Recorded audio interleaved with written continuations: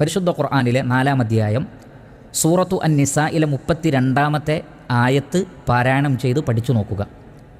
എപ്പോഴൊക്കെ അസൂയയും മറ്റുള്ളവർക്ക് ലഭിച്ചതിനെ സംബന്ധിച്ചുള്ള വ്യാമോഹവും നിരാശയുമൊക്കെ നമുക്കുണ്ടാകുമ്പോൾ ഈ ആയത്ത് അർത്ഥമറിഞ്ഞ് നാം മനസ്സിൽ കൊണ്ടുവന്നാൽ ആ അസൂയയും വ്യാമോഹവും നിരാശയുമൊക്കെ നമ്മുടെ മനസ്സിൽ നിന്ന് ഇല്ലാതെയാകും.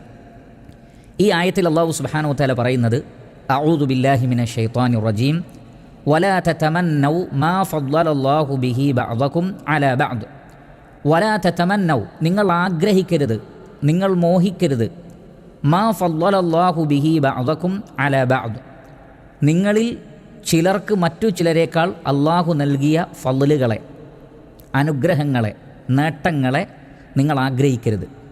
ലിർരിജാലി നസീബും മിമ്മക്തസബു, പുരുഷന്മാർക്ക് അവർ സമ്പാദിച്ചതുണ്ട്. വലിന്നിസാഇ നസീബും മിമ്മക്തസബ്ന, സ്ത്രീകൾക്ക് അവർ സമ്പാദിച്ചതെന്തോ അതുമുണ്ട്. വസ്അലുല്ലാഹ മിൻ ഫദ്ലിഹി, അള്ളാഹുവിൻ്റെ ഔദാര്യത്തിൽ നിന്നും അനുഗ്രഹത്തിൽ നിന്നും നിങ്ങൾ അള്ളാഹുവിനോട് ചോദിക്കുക. ഇന്നല്ലാഹ കാന ബികുല്ലി ഷൈഇൻ അലീമ, അള്ളാഹു സുബ്ഹാനഹു വ തആല എല്ലാ കാര്യങ്ങളെ സംബന്ധിച്ചും അറിയുന്നവനാണ്. ഈ ആയത്ത് നാം ശരിക്ക് അർത്ഥമറിഞ്ഞു പഠിക്കണം. ഇതേപോലെയുള്ള സന്ദർഭങ്ങളിൽ നമുക്ക് അസൂയ തോന്നുന്നുവെങ്കിൽ, നിരാശ തോന്നുന്നുവെങ്കിൽ ഈ ആയത്ത് നമ്മളുടെ മനസ്സിലേക്ക് വരട്ടെ. അവിടെ അള്ളാഹു സുബ്ഹാനഹു വ തആല പറയുന്നത് നിങ്ങൾ അങ്ങനെ കൊതിക്കണ്ട, മറിച്ച് നിങ്ങൾ എന്താ ചെയ്യേണ്ടത്? വസ്അലുല്ലാഹ മിൻ ഫദ്ലി, പ്രിയപ്പെട്ടവരെ നമുക്ക് റബ്ബിനോട് ചോദിച്ചൂടെ? അള്ളാഹു സുബ്ഹാനഹു വ തആല അകമഴിഞ്ഞ് നൽകുന്നവനാണ്. അതുകൊണ്ട് റബ്ബിനോട് പ്രാർത്ഥിക്കുക, നമ്മുടെ ആവശ്യങ്ങൾ പടച്ച റബ്ബിനോട് പറയുക. നമുക്ക് ഖൈറായത് അള്ളാഹു നമുക്ക് വിധിക്കും, നമുക്ക് ഷർറായത് ഒരു പക്ഷേ അള്ളാഹു തടയും. പക്ഷേ അത് ഷർറാണ് എന്ന് നമുക്കൊരു പക്ഷേ മനസ്സിലാക്കാൻ കഴിയില്ല.